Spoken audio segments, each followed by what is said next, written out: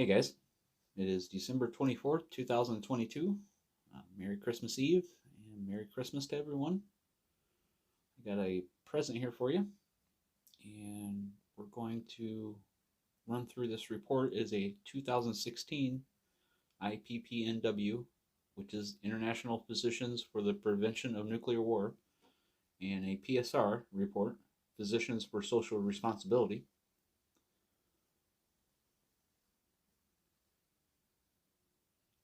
And this report is 5 Years Living with Fukushima. Summary of the health effects of the nuclear catastrophe. It is a catastrophe. This is the information.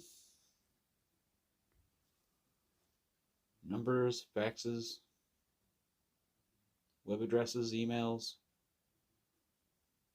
If you have questions, contact these people and they'll let you know.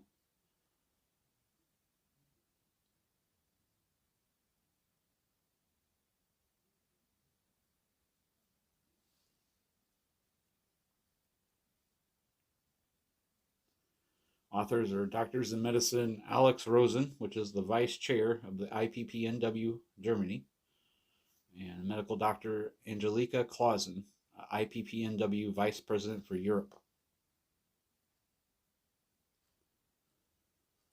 Published March of 2016.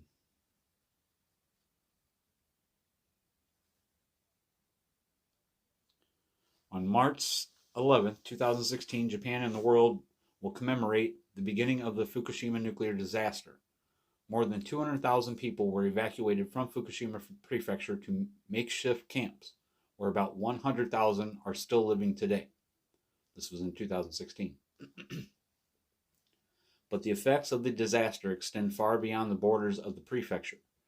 Since the onset of the disaster, millions of people have been exposed to increased radiation doses, mainly in areas with higher nuclear fallout.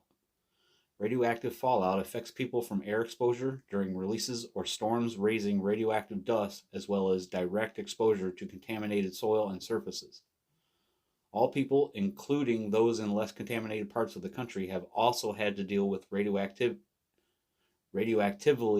contaminated drinking water and food.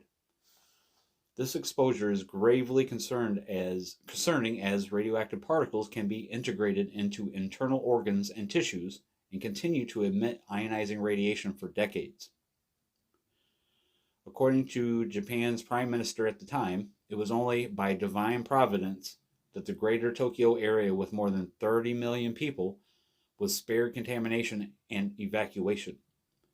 As a result of the authorities' failure to distribute iodine tablets, the population was left unprotected from radioactive iodine, which can cause thyroid cancer and hypothyroidism. And the tragedy continues to the present day. Approximately 300 tons of radioactive wastewater flows unchecked into the ocean every day. Every day. And there's been over 4,300 days since it occurred. Times that by 300. 300 tons. Okay. You're going to look at 1.5 million tons, roughly. The Fukushima disaster already created the most severe radioactive contamination of the oceans in human history. 5 years after the nuclear meltdown, there is still uncertainty about its effects on the health of the Japanese population. First, it is unclear just how much radiation was actually released in March and April of 2011, and how much was since leaked from the reactor ruins and the plant site. Reasons for this include independent studies in some cases show significantly higher radioactive emissions. Not all radioactive isotopes were measured, especially not strontium-90. Initial releases were not included in estimation of health impacts. Are you serious? This stuff wasn't added? Okay. This means that the basic information about the contamination of the soil, ocean, and food is still a disputed issue between the nuclear lobby and independent scientists. Independent scientists. That doesn't have a bias, but the nuclear lobby does.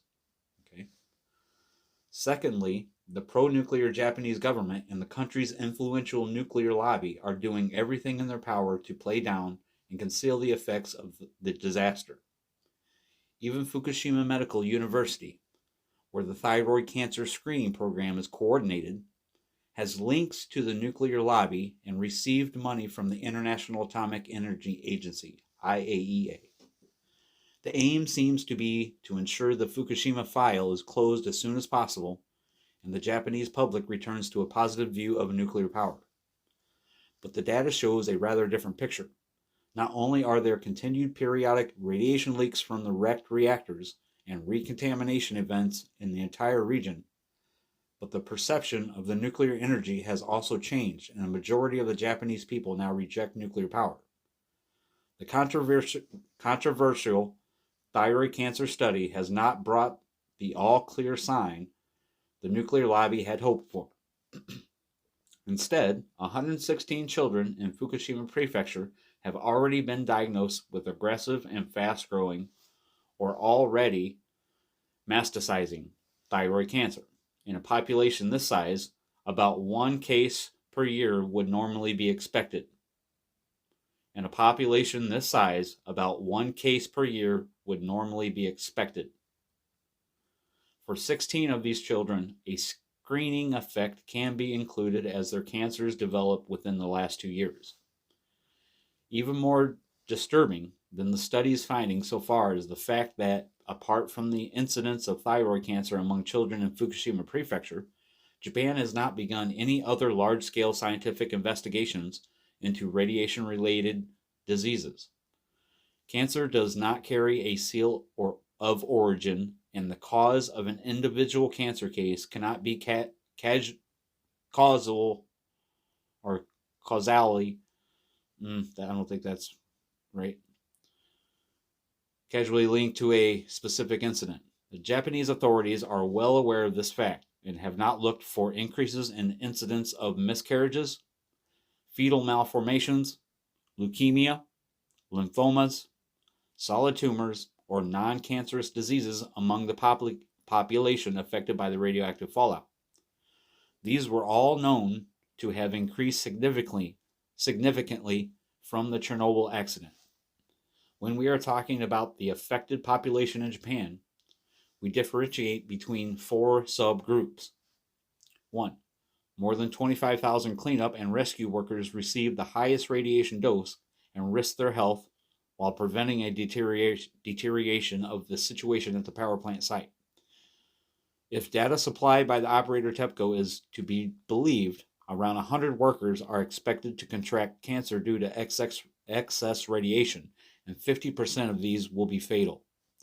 The real dose levels, however, are most likely several times higher, as the operator has had no qualms in manipulating the data to avoid claims for damages, for hiring unregistered temporary employees, to tampering with radiation dosimeters, and even crude forgery. That's huge. Number 2, the evacuated population numbering 200,000, which was initially exposed to considerable radiation doses, now mostly lives outside Fukushima Prefecture. Number 3, populations not evacuated from irradiated areas are still being exposed to increased radiation doses every day. And number 4, the population in the rest of Japan is exposed to increased radiation doses from minor amounts of radioactive fallout, as well as contaminated food and water. Calculations of increased cancer cases overall in Japan range from 9,600 to 66,000 depending on the dose estimates. That's a very wide swath. 96,000 to 66,000. What is badly needed now is a series of epidemiological studies to investigate the health consequences of the excess radiation exposure, especially diseases that can be detected and treated early. These studies should be guided by published investigations outlined in this report of affected animals, birds, and insects, which show hematologic effects, higher mutation rates in second generations, and higher mortality rates. higher mutation rates in second generations, and higher mortality rates. I will tell you, long ago they did a rat study or a mouse study, and it showed that even in the third generation is where a large amount of mutations occurred. So it's second and third. Okay, but as such studies and the negative image of nuclear energy they would convey are not politically desirable. We will likely never actually know the true dimensions of the health effects of the Fukushima nuclear disaster, and we'll have to limit ourselves to making estimates based on known or assumed radiation emissions and exposure pathways. Based on figures of the Pro-Nuclear UN Scientific Committee on the effects of atomic radiation, this is a big thing right here, unscare. If you haven't seen it, watch the 2001 Kiev Symposium on Chernobyl.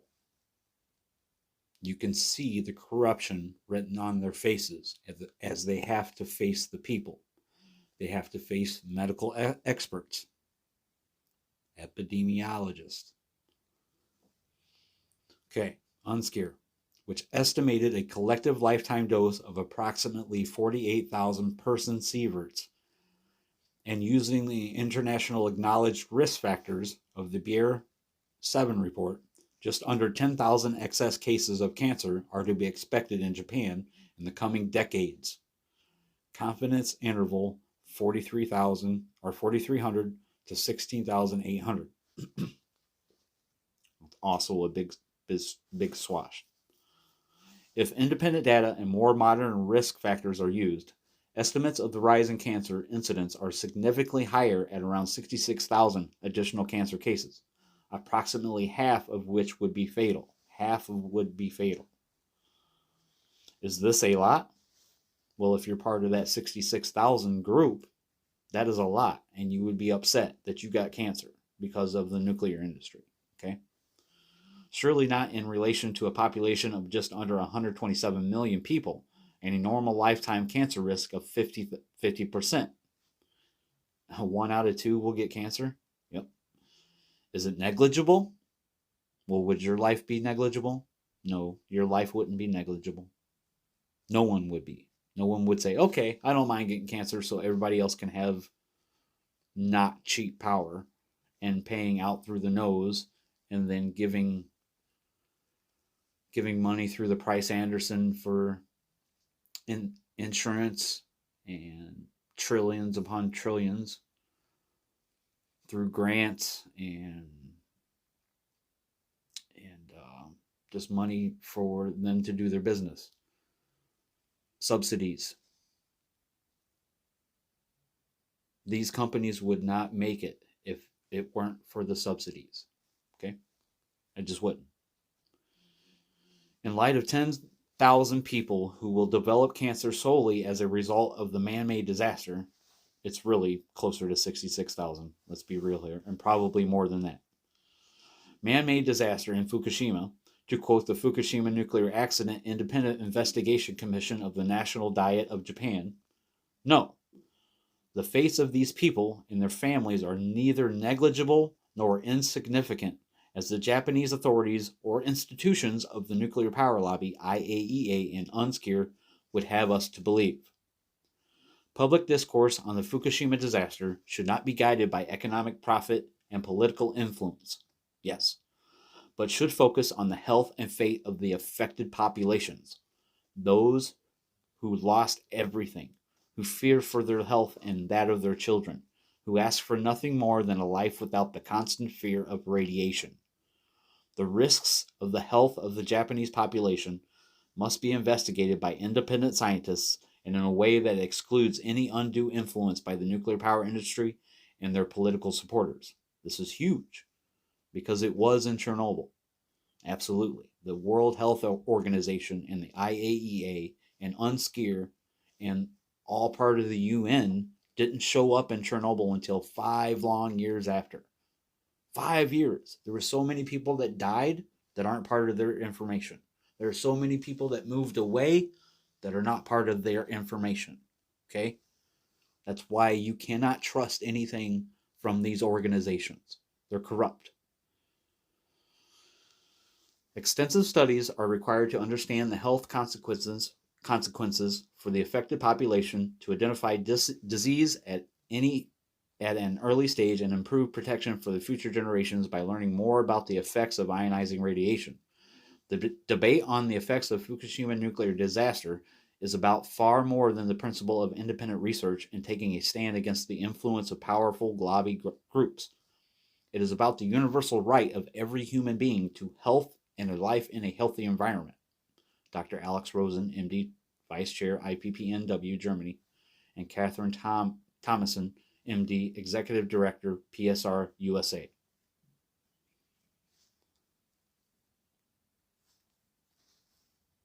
Okay. This is your table. I know this is going to be long, guys, but this is very, very important that we get this documented. People will discredit this information because they say some sort of overdiagnosis occurred. That's not true. Because the children that didn't have cancer and lesions the first time they checked them, out of the 3 times total, they now have cancer. And a large portion of them. That's not just normal. That's not natural. There should only be 1 person per year get thyroid cancer in that population. Okay? On March 11, 2016, okay,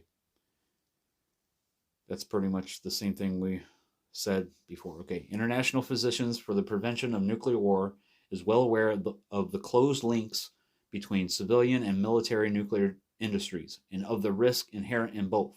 We are committed to a scientific assessment of the health effects of the entire nuclear chain, from uranium mining to nuclear waste. In this respect, civilian nuclear disasters such as 3 Mile Island, Chernobyl, and Fukushima provide particularly striking examples of the nuclear industry's harmful impact on public health. As physicians and scientists, we must ask the following questions to fully examine the Fukushima nuclear disaster. You guys have to understand these are experts in their field, okay? We don't need some sort of pro-nuclear agency like the IAEA or the NRC to tell us that it's okay. These amounts are okay, because they're not, okay? We're going to get to that. They're going to tell you. Okay, how could this disaster occur? How much radioactivity was released? How will it affect the environment? And what health consequences are to be expected in the affected population? These are the issues we aim to address with this publication. Number 1, the beginning of nuclear catastrophe. Okay, we're only going to peruse through this because I've covered this, and if you don't know about the Fukushima accident, this will kind of give you an overview. If you need to pause it by a hair's breadth.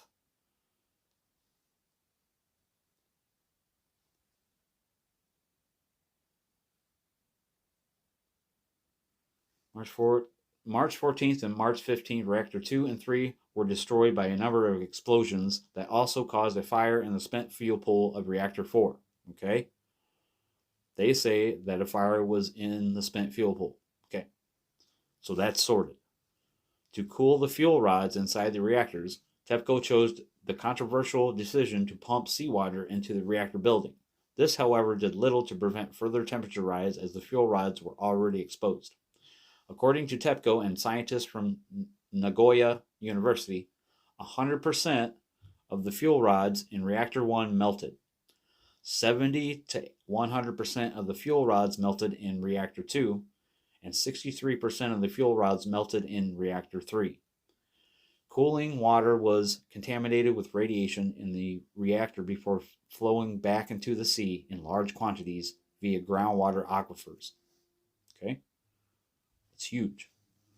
On March 25th, people living within a 30-kilometer radius of the nuclear power plant were asked to leave their homes and the contaminated area voluntarily. On April 12th, the nuclear meltdown in Fukushima was upgraded to severity level 7 on the International Nuclear Event Scale, INES, which it should be 10. Who does a level of 7 is the highest? That's a fallacy. Oh, 7's not as bad as 10, right? No, that's the highest as it goes. Okay. On April 22nd, the Japanese government finally extended their evacuation recommendation to cover the municipalities of Katsuro, Nami, Leyte, and parts of Kawamata and Misoma within a 50-kilometer area around the wrecked reactor buildings, because that's what the U.S. military said. No, none of our people within 50 miles. At the time of the incident, the authorities decided not to distribute iodine tablets that would have prevented uptake of damaging radioactive iodine-131 into the thyroid, leaving the population unprotected. The World Health Organization criticized this omission in their Fukushima report, stating that the anticipated incidence of thyroid cancer among the general public had increased because this vital preventative measure had been neglected. In their official report of June 2012, the National Diet of Japan Nuclear Accident Independent Investigation Committee, wow, that's a mouthful, found that the Fukushima nuclear accident was not simply the result of a natural disaster, but was profoundly man-made. Oh, crap.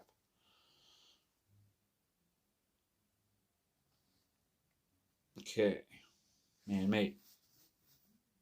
Just a symbol. The commission concludes that the situation continued to deteriorate because the crisis management system of Kintai, Prime Minister's office, the regulators, and other responsible agencies did not function correctly. Residents' confusion over the evacuation stemmed from the regulators' negligence and failure over the years to implement adequate measures against a nuclear accident, as well as lack of action by previous governments and regulatory authorities focused on crisis management. The crisis management system that existed for the Kintai and the regulators should protect the health and safety of the public, but it failed in this function. Okay. Radioactive emissions and contamination. The multiple meltdowns in Fukushima constituted the biggest nuclear disaster since Chernobyl in 1986, which I believe it's still the biggest. Fukushima is bigger. There's 3 nearly full meltdowns. Okay. The wrecked reactors have been leaking radioactive discharges since March of 2011, despite assurances by the nuclear industry and institutions of the nuclear lobby, such as the IAEA, that a singular incident occurred in spring 2011, which is now under control. This statement ignores the continuous emission of long-lived radionuclides such as cesium-137 or strontium-90 in the atmosphere, the groundwater, and the ocean. It also ignores frequent recontamination of the affected areas due to storms, flooding, forest fires, pollination, precipitation, and even cleanup operations, which cause radioactive isotopes to be whirled into the air and spread by the wind. Thus, several incidents of new contamination with cesium-137 and strontium-90 have been discovered during the past years, even at considerable distance beyond the evacuation zone. I'll tell you that Dr. Marco Kaltofen found a hot particle, which is a fuel fragment, that was very small, 460 kilometers from Fukushima Daiichi. And it had a radioactivity level of 40 and 18 zeros after that. I think it's pecabecquerels of radioactivity per liter, per kilogram, something like that. Even now, 30 years after the Chernobyl disaster, wild game and mushrooms in the southern Germany are still found to contain so much radioactive cesium-137 that they are classified as radioactive waste. 30 years constitutes just the first half of cesium-137, meaning that only half of the radioactivity has dissipated. It can be safely assumed that a similar development will be seen in the flora and the fauna of the affected areas in Japan, as attempts to decontaminate woodland areas, mountain ranges, or other areas of dense vegetation would be futile. Such efforts are currently not even considered, and the danger of radioactive exposure in Fukushima and the neighboring prefectures will persist for decades to come.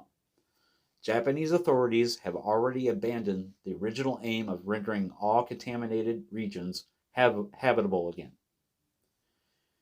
An additional threat to the local population is posed by the practice of leaching radioactive substances from the soil into the groundwater reservoirs in process of decontamination. Disposal issues have also come up. In an intensive and expensive attempt to decontaminate the homes, farmlands, and even forests, workers have been bagging up soil, leaves, and debris from more contaminated areas in the evacuated zone, costing over $13.5 billion as of 2014. $13.5 billion is what it cost them to only scrape the ground and put that dirt into the bags. $13.5 billion. Okay? The tons of bag debris is planning to be moved to temporary storage near the Fukushima plant in areas with lesser radiation. The ground has been turned over to bury the radioactive soil up to a foot deep. Finally, there are frequent leaks at the power plant itself, particularly from the cracked underground vaults of the reactor buildings and from containers holding radioactive contaminated water, which were hastily welded together and already exhibit numerous defects. According to TEPCO, 300 tons of radioactive wastewater still flow unchecked into the ocean every day, more than 500,000 tons since the beginning of the nuclear disaster. That was in 2016, 5 years. The amount and composition of radioactive isotopes fluctuate widely, so that it is not possible to ascertain the actual effect this radioactive discharge will have on marine life. What is clear, however, is that increasing amounts of strontium-90 are being flushed into the sea.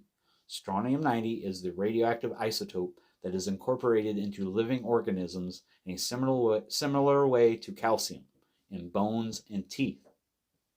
As it travels up the marine food chain, it undergoes significant bioaccumulation, and, because of its long biological and physical half-lives, it will continue to contaminate the environment for the next hundreds of years.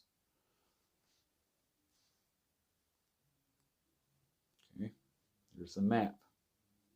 And notice how it flows down towards Tokyo. Tokyo is right about there. That's Tokyo. It's surrounded. Tokyo is pretty much surrounded except for by the ocean. Okay?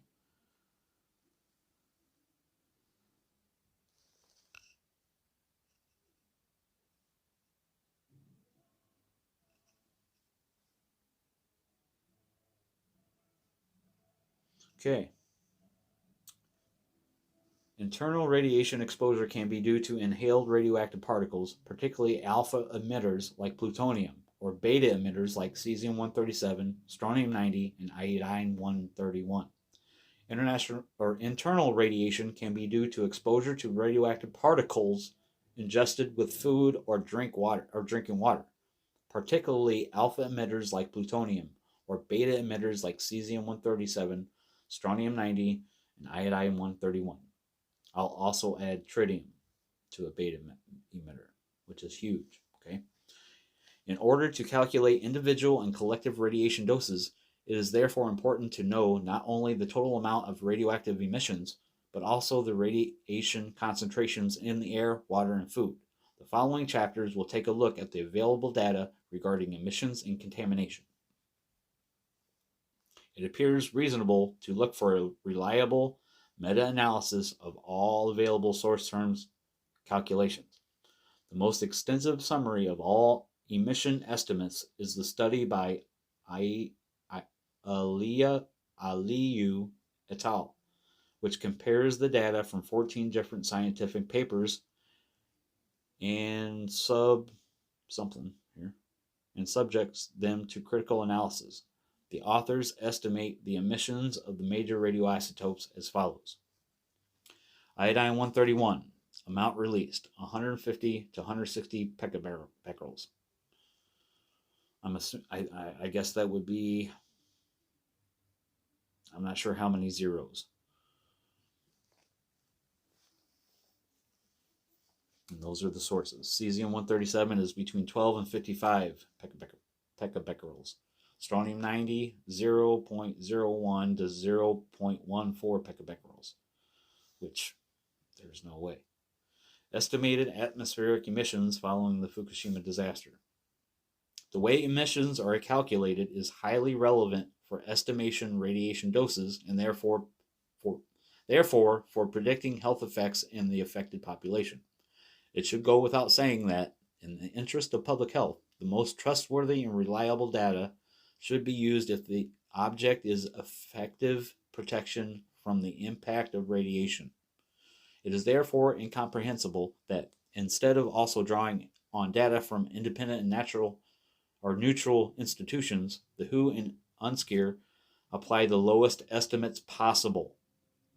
This exclusion reliance on IAEA data is astonishing, given that the Japanese parliament accused precisely this agency of contributing to the catastrophe through corruption, collusion, and negligent conduct. Citing the IAEA as a neutral source in this matter should therefore be out of the question. Completely agree. Furthermore, all release amount estimates only cover the first 3 days after the onset of the nuclear disaster, despite the releases of further radioactivity from the reactors every day since, mainly through evaporation of radioactive contaminated cooling water. At this point, it must also be mentioned that, in addition to the well-known radioactive substances iodine-131, cesium-137, and strontium-90, short-lived radioisotopes like iodine-133, cesium-134, and strontium-89 were also released. In the case of radioactive cesium, for example, the ratio of cesium-134 to 137 is 1:1. This means release amounts given for 137 only constitute half of the actually released relevant substances. Furthermore, a large number of radioactive particles whose effects on human health are not sufficiently known were also emitted.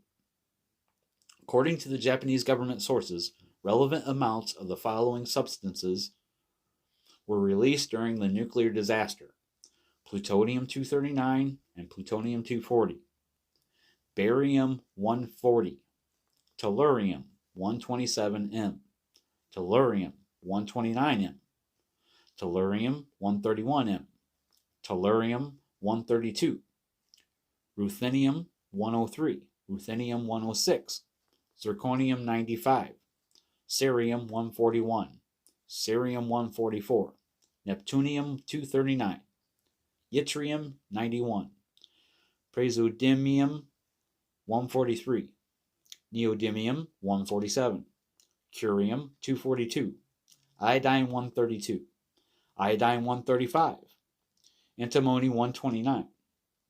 molybdenum-99, that's not a normal one, and xenon-133.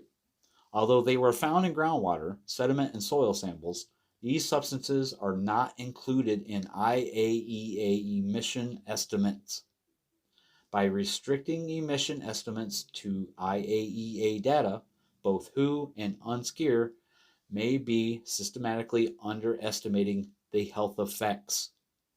Okay, all that stuff isn't even added to the releases, guys.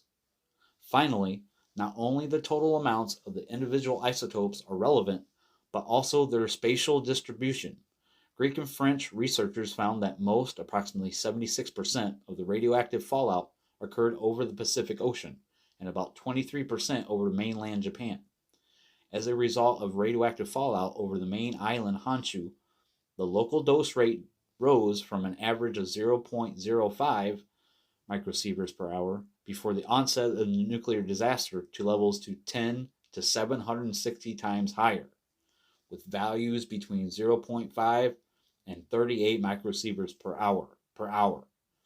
The remaining 2% of the radioactive emissions were distributed over Canada, 40 terabecquerels, the US, 95 terabecquerels, Greenland, 5 terabecquerels, the North Pole, 69 terabecquerels, Europe, 14 terabecquerels, and especially Russia, Sweden, and Norway, as well as other parts of Asia, 47 terabecquerels, particularly Russia and the Philippines and South Korea. Although the fact that most fallout occurred over the ocean can be viewed as a blessing for the population of the surrounding prefectures, this by no means implies that their health is not endangered, as will be shown in the following chapters. Discharge into the Pacific Ocean. Possibly the most serious ecological damage caused by the nuclear disaster was the radioactive contamination of the Pacific Ocean off the Japanese coast. In addition to radioactive fallout over the sea, a further factor in the radioactive pollution of the Pacific was the continuous discharge of contaminated water from the wrecked nuclear reactors. In the last 3 years, enormous volumes of water had been continuously pumped into the reactor buildings in an attempt to cool them. Large amounts of radioactive wastewater are generated every day as a result and are discharged into the sea and groundwater depots or evaporate into the atmosphere. That's huge, guys. Evaporation equilibrium coefficients of transuranics and radionuclides. Regarding the question of the total extent of radioactive contamination of the Pacific Ocean, Kawamura et al. From IAEA calculated a total of 124 pecabecquerels of iodine-131 and 11 pecabecquerels of cesium-137. The IAEA study, however, only analyzes the extremely short period between March 21st and April 6th.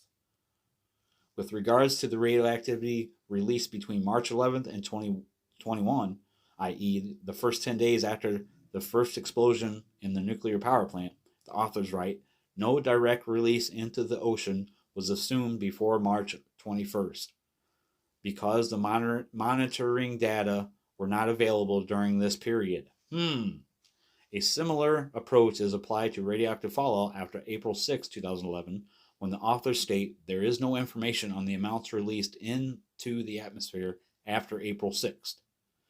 It was assumed, therefore, that the radioactive materials were not released into the atmosphere after April 6th. That's nonsense. The continuing radioactive contamination of the ocean is therefore entirely ignored, despite the disclosure by the operator TEPCO that 300 tons of contaminated wastewater were discharged into the sea every single day. Researchers from the French Atomic Agency, IRNS, estimated that between March and July of 2011, the amount of cesium-137 released into the Pacific amounted to 12 to 41 pecabecquerels. The majority of studies also failed to include strontium-90 emissions, which were also released into the ocean in significant quantities and now pose an additional hazard to the marine food chain.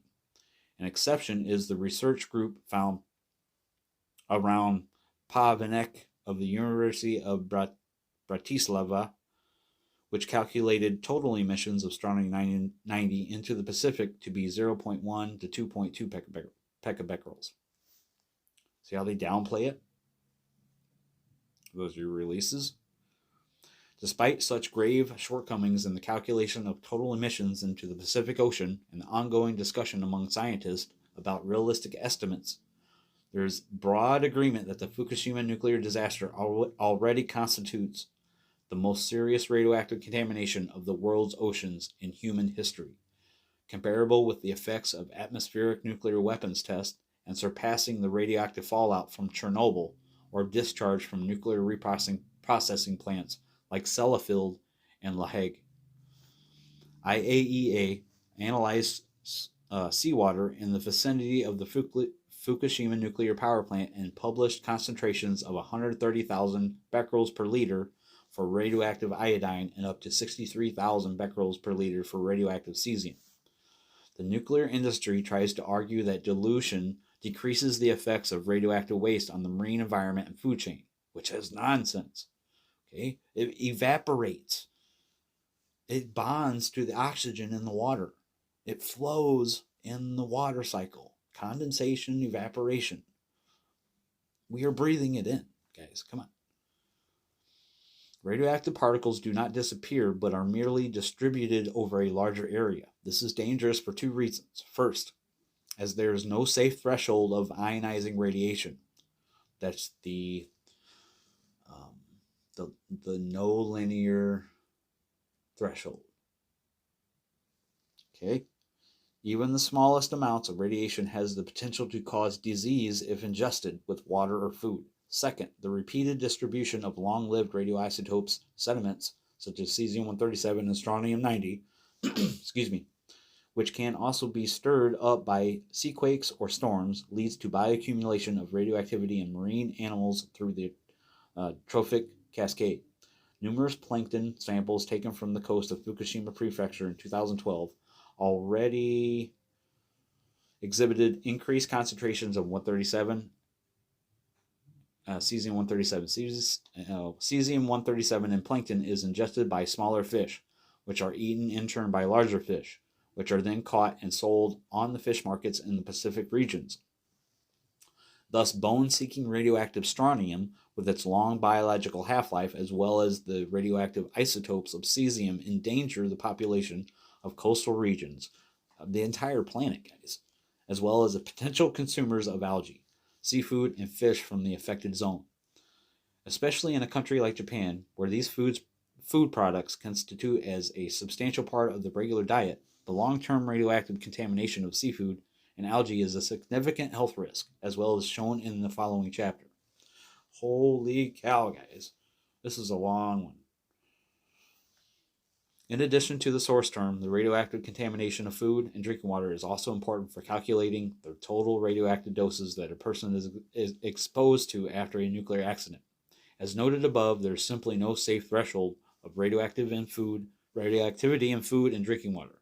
Even the tiniest amounts of radioactivity have the potential to cause tissue damage, genetic mutations, and cancer. According to the German Society of Radiation Protection, GRS, it is estimated that a person is normally exposed to about 0.3 microsieverts per year by ingesting radionuclides in food and drink. This can be considered the permissible level of radioactivity ingested with food and drink to avoid excessive health risks. In order not to exceed this level, the amount of radioactive cesium should not exceed 8 becquerels per kilogram in milk and baby formula and 16 becquerels per kilogram in all other foods. Because of this short half-life, radioactive iodine should not be permitted in food at all. In Japan, however, the permissible level of radioactive cesium in milk and baby formula is 50 becquerels per kilogram and 100 becquerels per kilogram for all other foods. Guys, are you getting this yet? For radioactive iodine 131, the permissible level is 300 becquerels per kilogram for milk and other liquids and 2,000 becquerels per kilogram for solid foods. Japanese threshold values are therefore stricter than those in the European Union, but still not low enough to effectively prevent excessive health risks. There's your difference. 0, guys. 0. 0, 0 is what it should be. The IPPNW is recommending 0 becquerels per kilogram. There's no reason we should have these elements in our baby formula and our milk. The Fukushima nuclear meltdown caused major contamination. Okay, yeah. Fruit and vegetables. A survey by the Japanese Science Ministry, MEXT, which was conducted outside the Fukushima Prefecture evacuation zone 1 week after the earthquake, found contaminated vegetables in the municipalities of Leyte, Kawamata, Tamura, Ono, Minamasoma, Awaki, Date, Nihonmatsu, Shirakawa, Sagawa, Utama. Yeah, everywhere, guys. Some with iodine 131 concentration as high as 2,540,000 becquerels per kilogram, and cesium-137 concentrations up to 2,650,000 becquerels per kilogram. 1 month after the meltdowns, iodine-31 concentrations in some regions were still above 100,000 becquerels per kilogram and cesium-137 above 900,000 becquerels per kilogram. In Ibaraki Prefecture, about 100 kilometers south of the Fukushima plant, the prefectural government discovered spinach with radioactive iodine levels of up to 54,100 becquerels per kilogram and radioactive cesium up to 1,931 becquerels per kilogram.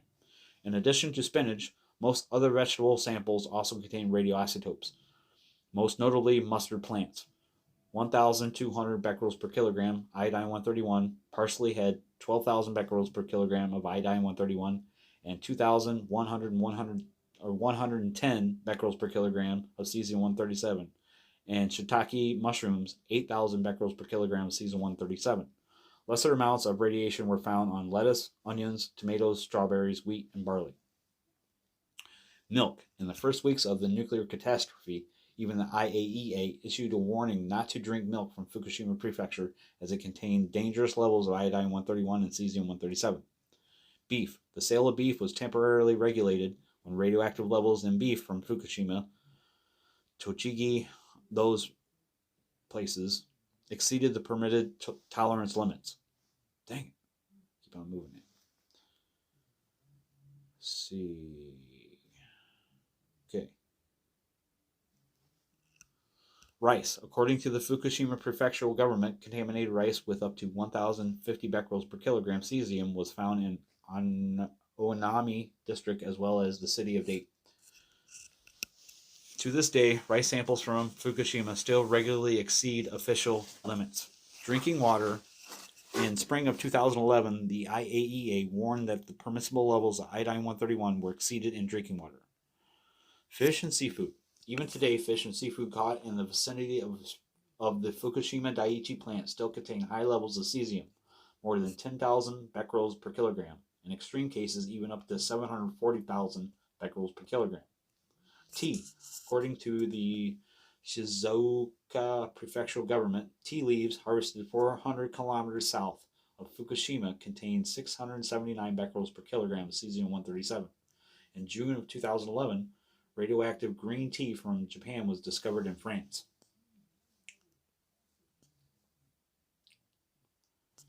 Here's the graph. Okay, guys, this is getting long, and I don't think I'm going to read the rest of it.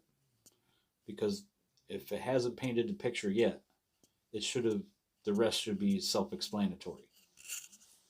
That the IAEA, the World Health Organization, UNSCEAR, and the UN are lying about this situation. Completely lying about it.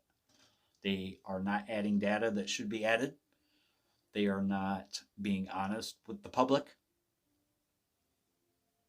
And they continue today to downplay this. Well, isn't that the heck of a Christmas present, isn't it, guys? They expected one case of thyroid cancer per year after Fukushima occurred. One per year. There's thousands. One. One versus 1,000. Even just 1,000. But there's many.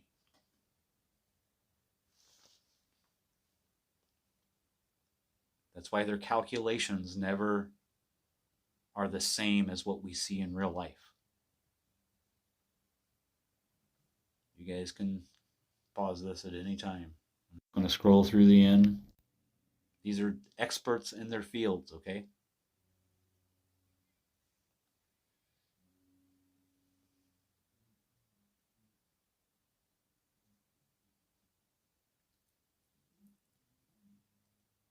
A lot of this information will be in the third one that I did cover.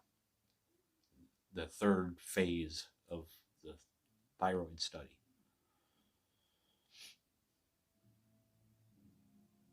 If you guys don't know that this is a disaster, and they have downplayed it ever since, by now, you're never going to.